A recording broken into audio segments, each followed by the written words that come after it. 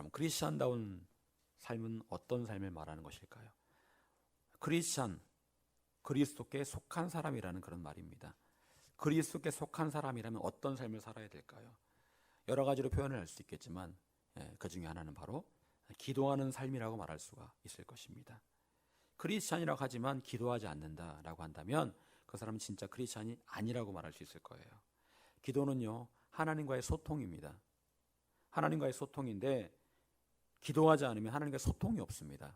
그래서 하나님께로부터 오는 것들을 우리가 받을 수가 없어요. 그리고 그러다 보니까 기도하지 않는 사람은 하나님께 속한 사람이 될 수가 없는 것입니다. 예수님께서도 늘 한적한 곳에 가셔서 새벽 미명에 기도하기를 힘쓰셨고 이런 기도의 삶을 사셨기 때문에 능력 있는 삶을 살아가실 수가 있으셨습니다. 여러분은 기도의 삶을 통해서 어떤 유익을 얻고 계십니까? 기도하는 삶에는요, 반드시 유익이 있습니다. 영적인 유익이 있고요, 이 땅에서의 유익이 분명히 있습니다. 어떤 사람들은 기도하는 삶을 통해서 삶의 기쁨과 감사를 누리며 살아갑니다. 하지만 어떤 사람들은 기도하는 것처럼 보이지만 세상 사람들과 별반 다를 바 없는 그런 삶을 살아가는 사람들이 분명히 있습니다. 도대체 문제가 무엇일까요? 기도한다고 하고 있지만 왜 별반 세상 사람들과 다를 바 없는 그런 삶을 살아가고 있는 것일까요? 여러분, 코로나가 시작된 지가 벌써 1년이 훌쩍 지나가고 있습니다. 그런 가운데 여러 번의 위기가 있었고 또 지금이 최고의 위기라고 그렇게 말을 하고 있습니다. 그리고 이 코로나 시국 가운데 많은 교회가 예배를 드리지 못하고 있습니다. 특히나 이 경기 서울 지역은 아예 대면 예배가 아예 그냥 정지가 되었고 온라인으로만 예배를 드린다고 합니다. 뭐 어쩔 수 없는 상황이긴 하지만 제일 답답한 것은요, 이런 상황 가운데 기도의 불이 꺼져가고 있다는 것이 가장 안타까운 것 같습니다. 개인적으로 집에서 기도할 수도 있을 겁니다. 하지만 더 이상 교회에서 모여서 함께 큰 소리로 기도하지 못한다는 것만큼 참 힘든 일도 없을 것 같습니다. 정부의 눈치를 보자니 예배를 드릴 수가 없고 기도를 할 수가 없으니 마음이 공허해지고 허무해지고 이렇게 되고 있는 것이 현재 영적인 악순환이라고 볼 수가 있다는 거죠. 저는 이 코로나 사태가 어떻게 어디에서 왔는지 정확하게 말씀드릴 수 없을 것 같습니다. 과연 왜 이런 일이 벌어졌을까? 하지만 분명한 것은 이번 일들을 통해서 나의 믿음이 일종의 테스트를 받고 있다는 생각을 하게 됩니다. 과연 내 믿음이 진짜 하나님께서 보실 때 정말 좋은 믿음이었나? 아니면 흘러가는 믿음이었나? 남들과 함께 묻어가는 믿음이었나? 우리가 스스로의 믿음을 테스트할 수 있는 그런 기회가 된다라고 생각을 합니다. 여러분, 예수님께서는 누가복음 18장 8절에서 이렇게 말씀하고 있습니다. 내가 너에게 이르노니 속히 그 원한을 풀어 주시리라. 그러나 인자가 올 때에 세상에서 믿음을 보겠느냐 하시니라.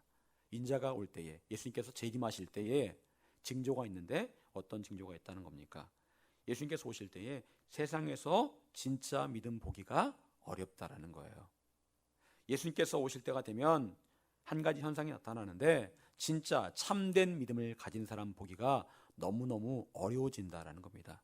그때는요, 진짜 믿음, 가짜 믿음이 드러난다라는 거예요. 이 사람의 믿음이 진짜였구나, 이 사람 믿음이 가짜였구나, 이게 드러나게 된다라는 거예요. 여러분, 요즘 상황이 어떻습니까? 본인들의 믿음이 드러날 수밖에 없는 그런 상황이죠. 남들의 믿음이 드러날 수밖에 없는 그런 상황입니다. 어쩌면 지금이 예수님께서 오실 때가 되었기 때문에 그런 일들이 일어나고 있다라고 생각을 할 수도 있을 것 같습니다.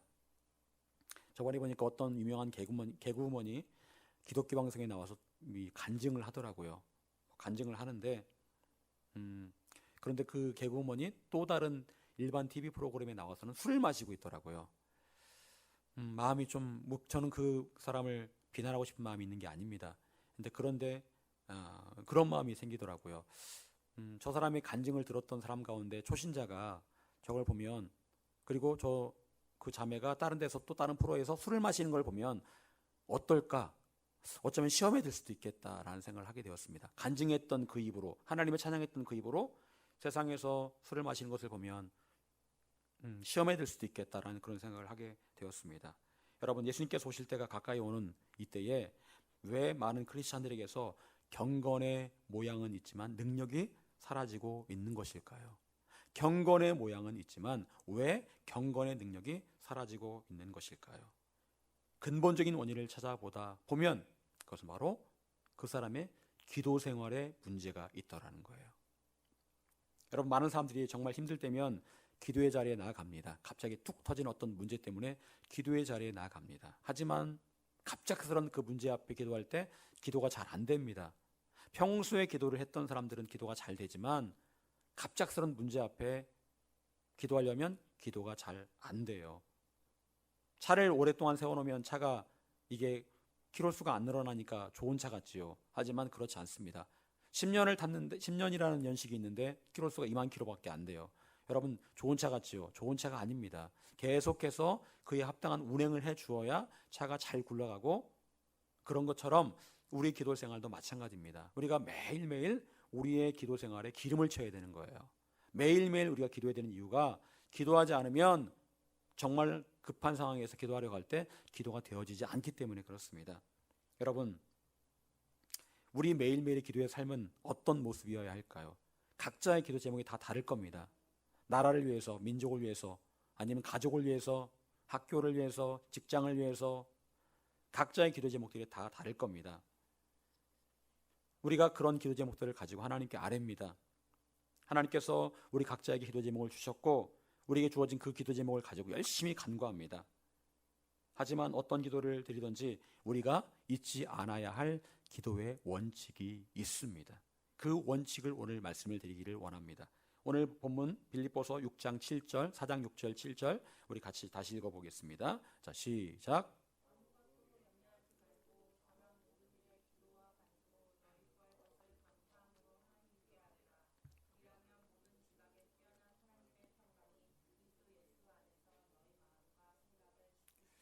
아멘. 여러분, 이 말씀은요, 우리가 어떻게 기도하고 간구해야 될지에 대해서 말씀하고 있습니다. 어떻게 기도할 것인가, 어떻게 간구할 것인가.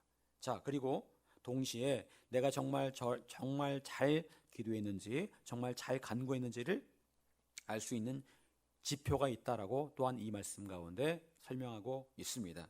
정말 내가 어떻게 기도했는지, 하나님의 응답이 올 것인지 아닌지, 이걸 우리가 어떻게 알 수 있을까요? 두 가지 징조가 있는, 첫 번째는 기도하고 난 다음에 하나님의 평강이 임한다라는 거예요. 내가 정말 열심히 기도했습니다. 간구했습니다. 하나님의 평강이 임했다. 하나님께서 그 기도를 들으셨다라는 거예요. 그런데 열심히 기도하고 간구했는데 기도하기 전과 똑같이 내 마음에 불안함과 염려와 근심이 있어요. 그러면 하나님께서 그 기도를 듣지 않으셨을 수도 있다라는 겁니다. 기도에 뭔가 문제가 있다라는 거예요. 여러분, 기도는요, 우리의 기도와 간구는요, 나의 불안함과 염려를 주님께 올려드리는 겁니다. 하나님께서 우리의 간구와 기도를 기뻐하십니다. 우리의 간구와 기도를 듣기를 기뻐하세요.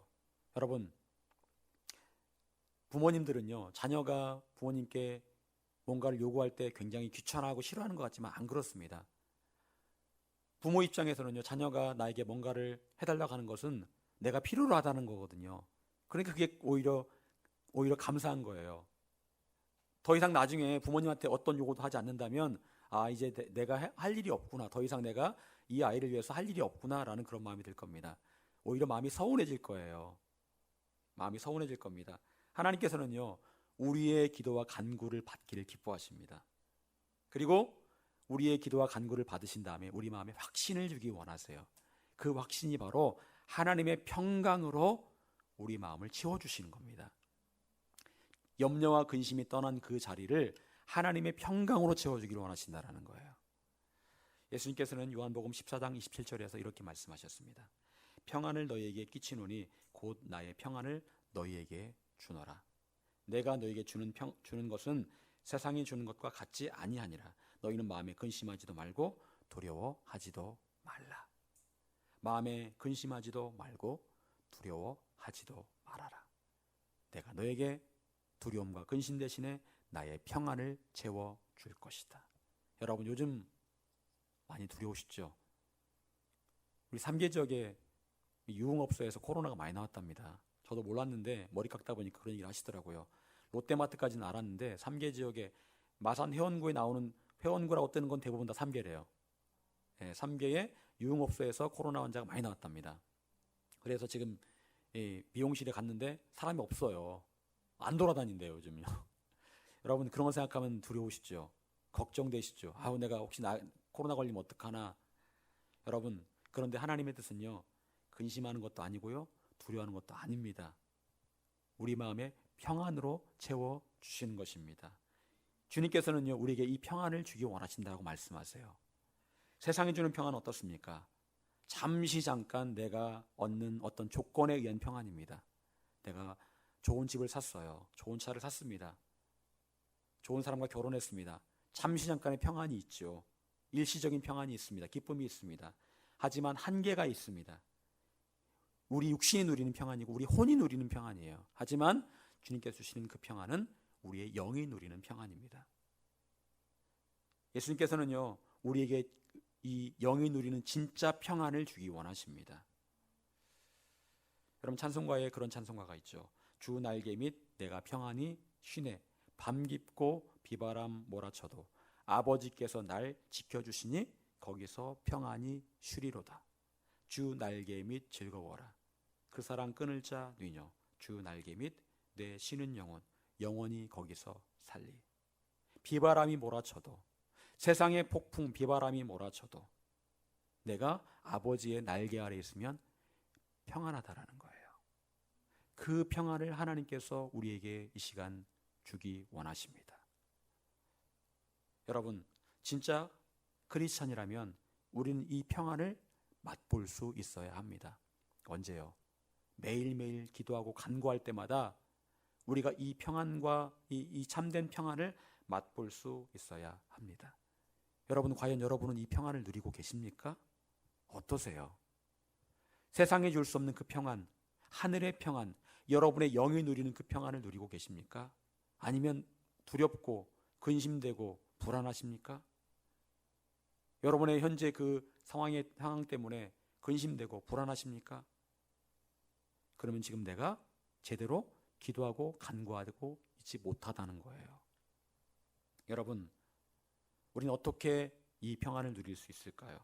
세상이 알 수 없는 그 평안, 하늘의 그 평안을 어떻게 우리가 누릴 수 있을까요? 그것은 곧 하나님을 감동시키는 깊은 기도와 간구를 통해서 평안을 누릴 수가 있습니다. 그냥 기도와 간구가 아니고요, 하나님을 감동시키는 깊은 기도와 이 간구를 통해서 평안을 누릴 수가 있습니다. 여러분, 우리가 깊은 기도와 간구를 해야 되는 이유는 단지 어떤 기도 응답을 받기 위해서가 아닙니다. 그것도 물론 필요하지요. 하지만 하나님께서 우리 마음에 주시는 그 평안을 누리는 것이 첫 번째 우리가 깊이 기도하고 간구해야 되는 이유고 목적이에요.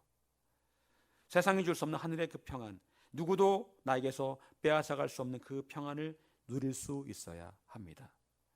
사랑하는 여러분, 이 평안을 우리는 누릴 수 있어야 됩니다. 하나님의 임재가 있는 깊은 기도와 간구를 통해서 이 평안을 저와 여러분 모두가 누릴 수 있게 되시길 간절히 축원합니다. 또한 평안과 동시에 하나님께서 우리에게 주시고자 하는 것이 있습니다. 내가 너의 기도와 간구를 잘 받았다, 확신으로 주시고자 하는 것이 있습니다. 그것이 무엇일까요? 그것은 바로 우리 마음과 생각을 지켜주시는 거예요. 여러분, 세상에서 무엇보다 부패하기 쉬운 것이 바로 우리의 마음이라고 했습니다. 우리 마음이 얼마나 잘 바뀌는지 모릅니다. 좀 전까지 굉장히 즐거웠는데 어떤 일이 딱 터지고 나니 갑자기 막 우울해지고 슬퍼지고 화가 나고 분노합니다. 그게 우리의 마음이에요. 여러분, 그래서 마귀가 우리를 공격하기 가장 쉬운 장소가 어딜까요? 바로 우리의 마음과 생각입니다. 마귀는 우리의 마음과 생각을 공격해요. 괜찮아. 이 정도만 하면 괜찮아. 더 이상 기도할 필요 없어. 이 정도면 돼. 오늘은 특별한 날이잖아. 오늘은 기도 쉬어. 괜찮아. 여러분, 마귀가요, 우리의 마음과 생각을 공격합니다. 오늘도 보니까 축구가 있더라고요. 7시 반에. 사람들이 어떨까요? 8시에 기도를 하기로 마음먹었던 사람들도 오늘은 좀 쉬어도 되겠지. 오늘은 축구하는 날이니까. 그런 생각을 아마 할 것 같아요. 여러분, 마귀가요, 얼마나 교묘한지요. 우리의 마음과 생각을 다 꿰뚫고 있습니다. 그래서 베드로에게도 예수님을 팔려는 생각을 넣었고, 아나니와 삽비라에게도 밭을 발견한 돈을 숨길 것을 그런 생각을 집어넣었고, 가룟 유다에게도 예수님을 팔 생각을 넣어버린 겁니다. 그리고 사울 왕이 성령에 사로잡힐 때는 괜찮았는데 성령이 떠나시고 나니까 그 마음에 마귀가 들어오게 되었다 말씀하고 있습니다. 여러분, 마귀가 우리의 마음과 생각을 공격하기 원하고, 그래서 우리 사람 전체를, 한 사람을 무너뜨리는 것은 시간 문제입니다. 여러분, 요즘 들어서 사람들이 많이 말하는 그 장애가 있습니다. 공황장애가 있죠. 우울증이 있습니다. 자살 충동이 있습니다. 우리나라가 OECD 국가 중에 자살률이 1위죠. 여러분, 옛날에는 안 그랬습니다. 옛날에 먹고 살기 바쁠 때는 우리의 믿음의 선배들이 살아갈 때는 안 그랬거든요. 근데 요즘은요, 공황장애, 우울증, 자살 충동 얼마나 많은지 모릅니다. 여러분, 이런 것들은 육신의 문제가 아닙니다. 마음의 문제예요. 생각의 문제입니다. 어떤 일들에 대해서 염려하고 고민하고 걱정하다가 마음이 무너지면 두려움이 찾아옵니다. 두려움이 찾아오면 그 두려움이 발전해서 자살 충동, 우울증, 공황장애로 발전하게 되는 거예요.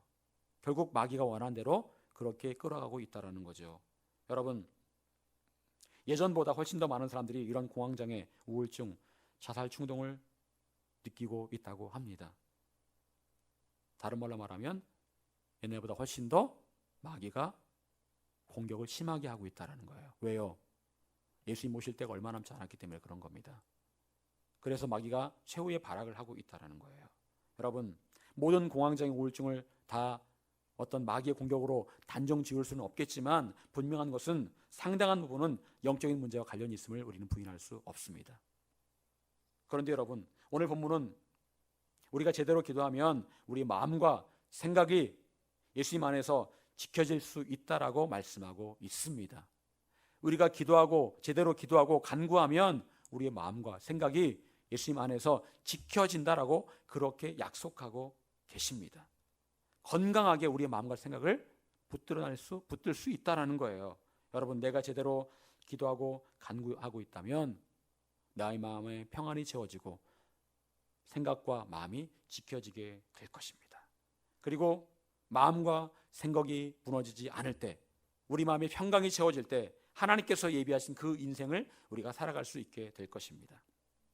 여러분, 그래서 골로새서 4장 2절은 이렇게 말씀하고 있습니다. 기도를 계속하라. 기도를 계속하라. 기도를 계속하라. 쉬지 말고 기도하라. 기도를 계속하라. 여러분, 이 말씀의 의미는 무엇일까요? 그것은 곧 우리 안에 하나님의 평안이 넘쳐 흐르도록, 나의 마음과 생각이 무너지지 않도록 믿음 안에 설 수 있도록 계속해서 기도하라는 겁니다. 계속해서 기도하라는 거예요. 여러분, 자동차에 기름을 가득 넣어도 타다 보면 기름이 줄어듭니다. 그럼 또 기름을 채워 넣어야 되는 거예요. 우리 기도 생활도 마찬가지입니다. 기도가 채워지면 하나님의 평강이 채워지고 마음과 생각이 지켜지지만, 기도하지 않으면 마음과 생각이 무너지고 평강이 떠나가고 염려와 두려움과 불안이 찾아온다라는 거예요. 삶이 거칠어지고 부정적인 생각이 들어오고 남을 비판하게 되고 비난하게 되고 불평과 원망이 입에서 나올 수밖에 없는 겁니다. 이스라엘 백성들은 광야에 살고 있었습니다. 하나님과 함께하고 있었어요. 매일매일 하나님의 인도하심 가운데 만나를 먹고 구름기둥, 불기둥을 통해서 인도함을 받았습니다. 하지만 그 많은 사람들 가운데 오직 모세와 그리고 여호수아만 하나님께 나아가 기도했던 사람들이었어요. 나머지는 아무도 기도하지 않았습니다. 그러다 보니까 날마다 그 입술에서 나왔던 말들은 원망과 불평의 말들이었습니다. 원망과 불평의 말들이었어요. 매일매일 하나님의 인도하심 받고 있었지만 그들의 입술은 원망과 불평으로 가득 채워져 있었다는 거예요. 크리스찬의 이름은 있었지만 진짜 크리스찬이 아니었다는 겁니다. 결국 그들은 광야에서 모두 죽고 말았습니다. 여러분, 여러분의 마음에서 평강이 사라지고 마음과 생각이 흔들린다면, 그리고 불평과 원망이 가득하다면 지금 여러분의 기도 생활에 문제가 생긴 겁니다. 빨간 불이 들어온 거예요. 여러분, 그렇게 되기 전에 우리가 해야 될 일은 무엇일까요? 그것은 바로 다시 하나님의 임재를 느끼기 위해서 기도와 간구의 자리에 나아가는 겁니다. 하나님의 임재를 느끼는 뜨거운 기도, 그 뜨거운 기도와 간구를 통해서 하나님의 평강이 채워질 것이고 여러분의 마음과 생각이 그리스도 안에서 지켜지게 될 것입니다. 이것이 바로 우리가 기도를 계속해야 되는 이유입니다. 여러분, 그렇다면 우리는 어떻게 기도해야 될까요? 빌립보서 4장 6절 7절 아무것도 염려하지 말고 다만 모든 일에 기도와 간구로 너희 구할 것을 감사함으로 하나님께 아뢰라. 여러분, 첫 번째는 무엇입니까? 모든 염려를 하나님께 맡기는 거예요. 모든 염려를 하나님께 맡기는 겁니다. 여러분, 그래서 여러분이 세상을 살아가다 보면 염려할 일이 생깁니까? 안 생깁니까? 염려할 일이 없다, 그런 사람은 없지요. 염려하지 않는 사람은 아마도 바보가 아닐까 싶습니다. 누구나 다 염려를 해요. 누구나 다 염려를 합니다. 심지어 예수님께서도 십자가를 지시기 전에 어떻게 말씀하셨을까요? 마가복음 14장 34절 말씀하시되 내 마음이 심히 고민하여 죽게 되었으니 내가 지금 죽을 지경이다. 너무너무 지금 염려가 돼서 죽을 지경이다.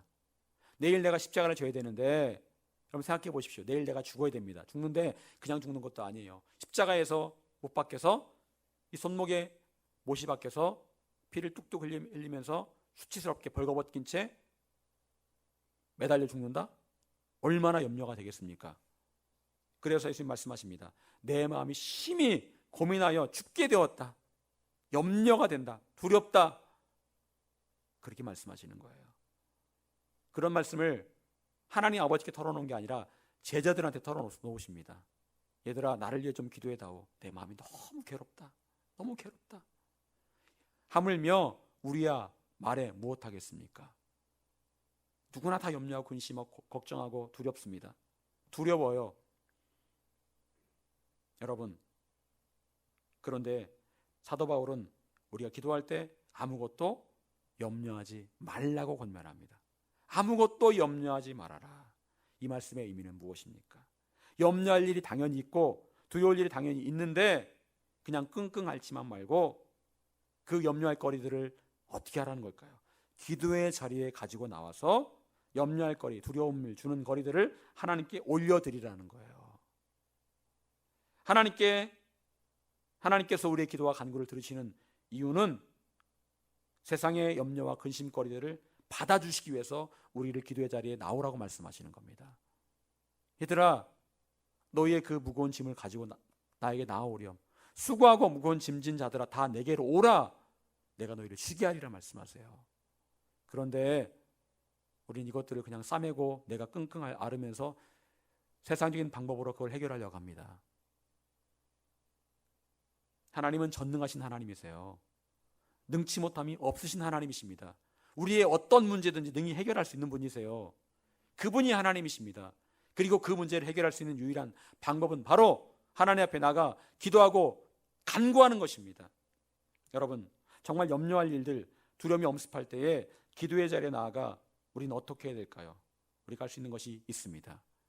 기도하고 우리가 그 염려와 근심거리들이 있을 때에 우리는 그것들을 하나님을 찬송하면서 예배하면서 찬송과 그 예배 가운데 실어 하나님께 올려드리는 거예요. 찬송하면서 예배하면서 그 찬송에 나의 염려와 근심거리들을 실어서 하나님께 올려드리는 거예요. 여러분, 이해가 되십니까? 할렐루야, 할렐루야, 우리가 찬양했잖아요. 아까요. 할렐루야, 하나님을 찬양합니다. 할렐루야, 하나님 찬양합니다. 찬양하면서 거기에 나의 근심과 염려거리들을, 두려움거리들을 실어서 하나님께 올려드리는 거예요. 그걸 하나님께서 원하고 계십니다. 하나님을 예배하고 전심으로 찬양했을 뿐인데 그 염려와 근심거리들이 순간적으로 사라진 것들을 우리는 경험할 수 있습니다. 그렇게 한번 해보세요. 여러분의 마음의 중심을 담아서 한번 찬양하고 찬송 부르고 예배 드려보세요. 그 순간에 그것들이 사라지는 것들을 경험할 수 있게 됩니다. 여러분, 옛날부터 지금까지 우리에겐 늘 염려할 거리들, 두렵게 하는 것들이 존재하고 있습니다. 여러분이 젊으셨을 때나 아니면 지금이나 앞으로도 계속해서 염려와 근심거리들은 계속해서 생겨납니다. 그런데 어떨 때는 내가 그 염려와 근심거리에 묶일 때가 있고 어떤 때는 그 염려와 근심거리들이 그것들에 내가 묶이지 않을 때가 있습니다. 그 차이는 바로 그 상황에서 우리가 하나님을 예배하고 찬양하며 하나님만을 바라보느냐, 아니면 그 염려할 거리, 근심거리들을 내가 그것만 보고 있느냐, 거기에 차이가 있는 거예요. 무엇을 바라보느냐, 하나님을 바라보느냐, 그 문제를 바라보느냐, 거기에 차이가 있는 겁니다. 언제나 우리에게는 염려할 거리들이 있어요. 여러분, 염려할 문제, 근심할 문제를 하나님께 내려놓고 하나님만을 찬송하고 하나님만을 예배하시기 바랍니다. 하나님을 향한 찬송과 예배는 여러분의 염려와 두려움에 사로잡히지 않도록, 묶이지 않도록 할 것입니다. 여러분이 찬송하고 예배하는 순간 성령께서 여러분의 마음에 역사하기 시작하실 것입니다. 두 번째로, 우린 기도할 때 감사함으로 깨어 있어야 합니다. 감사함으로 깨어 있어야 한다. 골로새서 4장 7절에 보니까요, 우리가 기도할 때 감사함으로 깨어 있으라라고 권면하고 있습니다. 감사함으로 깨어 있으라. 여러분, 이 말은 무슨 의미일까요? 감사함으로 깨어 있으라. 많은 경우 우리가 기도하면서 어떻게 기도한다는 거예요? 감사하지 못한다는 거예요. 여전히 한숨 쉬면서, 여전히 그 문제에 눌려가지고 제대로 감사하지 못하며 그냥 기도는 하는데, 입으로만 그냥 이렇게 하는데 여전히 두렵고 염려하고 그러고 있다는 거예요. 여러분, 기도할 때, 처음에 기도할 때 여러분 어떻습니까? 잡생각들이 얼마나 많이 나는지 몰라요. 그렇죠. 특히나 여러분이 두려워하는 그것들이 여러분의 생각을 막 지배하려고 합니다. 저도 그렇거든요. 기도를 하려고 하면 한 20분, 30분 동안은 계속 마귀가 괴롭히는 게 느껴져요. 마귀가 기도하지 못하도록, 집중하지 못하도록 제가 두려워하고 있는 것들, 가장 약한 것들을 계속 이렇게 그것들 자꾸 집어넣습니다. 머릿속에 자꾸 집어넣으면서 너 못해, 너 안 돼, 자꾸 그런 마음을 집어넣어요. 여러분, 그런데 우리가 그 상황을 뚫고 앞으로 나가야 되는 거예요. 어떻게 해요? 감사함으로 기도하며 나가는 겁니다. 입술로 내가 감사를 선포하는 겁니다. 하나님 감사합니다. 하나님 감사합니다. 하나님 감사합니다. 여러분, 하나님께서 우리에게 원하시는 그 기도는 바로 내가 지금 어떤 상황에 처해 있다 할지라도 감사함으로 끼어 기도하는 거예요. 그것이 감사할 제목이든 아니든 상관없이, 그 제목과는 상관없습니다. 하나님을 바라보며 감사하는 거예요. 하나님을 신뢰하며 감사하는 겁니다. 하나님께서 이 문제를 주관하고 계심을 내가 믿고 감사하는 겁니다. 하나님께 원하시는 감사는 문제 때문에, 문제가 해결됐기 때문에 감사하는 게 아니고 하나님을 믿기 때문에 감사하는 그 감사를 원하고 계십니다. 여러분, 예를 들어서 여러분에게 지금 돈 1,000만 원이 필요합니다. 그 문제를 가지고 기도합니다. 하나님 1,000만 원 주세요. 지금 필요합니다. 당장 필요합니다. 기도 같지만 어찌 보면 때를 쓰는 겁니다. 하나님 필요합니다. 채워주세요. 그런 상황에서 때를 쓰고 있는데 1,000만 원을 하나님께 안 주세요. 그럼 어떨까요? 마음이 상하고 하나님 서운하죠. 하나님 나한테 왜 이러시지? 내가 평소에 기도 안 하다가 이런 때는 기도하면 하나님 이 정도는 들어주셔야 되는 거 아닌가? 마음이 서운합니다. 근데 하나님께 어떻게 했는데, 내가 매일매일 주일마다 교회 안 빠지고 내가 기도했는데 어떻게 이러실 수가 있지? 여러분, 근데 그 상황에서 하나님 1,000만 원 채워주셔요. 그럼 하나님 감사합니다. 하나님 역시 살아계시네요. 그렇게 말을 하겠죠. 여러분, 그건 진짜 감사가 아니에요. 상황이 바뀌었다고 하나님께 감사하고 상황이 바뀌지 않았다고 감사하지 않는 건 그건 감사가 아닙니다. 그건 그냥 하나님께 떼쓰는 거예요. 하나님께 그냥 달라고 협박하는 겁니다. 그냥 이거 안 주시면 하나님 저 가만히 안 있습니다. 협박하는 거예요. 저도 그런 기도를 드릴 때가 있어요. 여러분, 하지만 똑같이 1,000만 원이 필요합니다. 필요한 상황에서 하나님께서 채워주실 것을 믿고 그냥 하나님을 믿고 감사하는 거예요. 하나님 지금 필요합니다. 그런데 하나님께서 채워주시면 감사합니다. 하지만 하나님 채워주시지 않아도 하나님은 신실하시기 때문에 저는 감사합니다. 뜻이 있겠죠. 이유가 있겠죠. 지금 이 시간에 그 기도응답이 지금 안 돼도 그래도 하나님 감사합니다. 혹시라도 원하는 그 기한에 1,000만 원이 채워지지 않았어요. 그래도 하나님께, 하나님을 사랑하는 마음이 있고 하나님을 신뢰하기 때문에 그래도 감사할 수 있는 거예요. 하나님 그래도 감사합니다. 다니엘의 세 친구가 그랬죠. 불문불에 떨어지기 싫습니다. 구해 주실 걸 믿습니다. 하지만 저희가 혹시라도 불문불에서 죽는다 할지라도 그럼에도 불구하고 우리는 하나님을 찬양할 겁니다. 하나님 예배할 겁니다. 그런 믿음이 그들에게 있었다는 거죠. 그게 진짜 믿음입니다. 그런 믿음으로 우리를 훈련시켜 가세요. 하나님께서 우리를 그런 믿음으로 성장시켜 가십니다. 여러분, 그게 진짜 감사예요. 하나님께 원하시는 감사는 내가 원하는 대로 원하는 시간에 어떤 것들이 이루어지기 원하는, 그래서 이루어졌기 때문에 감사하는 것, 그게 아닙니다. 그건 세상의 감사 방식이죠. 하나님께 우리가 원하시는 감사는 하나님께서 행하실 것들을 믿고 미리 감사하는 거예요. 설령 내가 원하는 대로 아무 일도 일어나지 않는 것처럼 보인다 할지라도 하나님을 믿기 때문에 그래도 하나님께 감사하는 겁니다. 그것이 바로 하나님께서 우리가 원하시는 감사의 모습이죠.